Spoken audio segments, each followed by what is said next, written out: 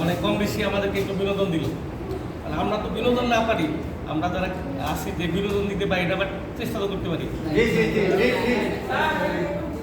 আচ্ছা, আমি তো বিয়ে করছি আমার পাশাপাশি একটা এলাকাতে, তো আমি পুরো একটা শ্বশুর বাড়ি যেতে পছন্দ করি। আমার কথা হচ্ছে যে আমি তো এইখানকার ছেলে, আমার বউ বাচ্চা পাঠায় থাকবে বা ওরা মন চলে যাবে। তো আমি এটা নিয়ে তো আমার মানে শাশুড়িরও একটু আক্ষেপ, বউয়ের তো কথাই নাই অনেক আক্ষেপ।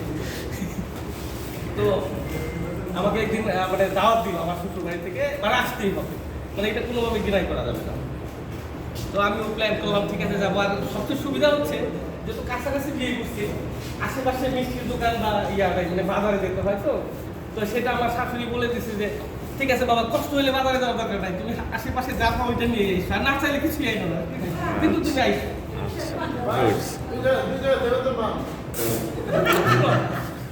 তো এখন তো আমি আমার শাশুড়ি আমার জন্য অনেক আয়োজন করছে, আমি এটা আইডিয়াও করছি এবং সত্যি এটাই তো হয়, জামাই যখন যাই শ্বশুরবাড়ি আয়োজন করে না। তো আমি আমার শ্বশুরবাড়িতে গেলাম, তো আমার শাশুড়ি দেখি বেশ আয়োজন করছে। তো আমি তো আমার মানে একটু কম খাই, মানে খাওয়া দাওয়ার প্রতি আমার অনেক ইয়াটা নাই আর কি। তো আমি খাওয়া দাওয়া করতেছি, আমার শাশুড়ি আমাকে সুযোগ করে দিচ্ছে যে আমি খাচ্ছি। এখন আমার শাশুড়ি যে মিষ্টি নিয়ে আসছে, মিষ্টিটা রাখছে ধরেন হচ্ছে ইয়ার নিচে, ওই গ্রামে কি বলি আমরা, খাট বলি বা খাটের নিচে, দই এবং মিষ্টি ওইখানে রাখছে খাটের নিচে।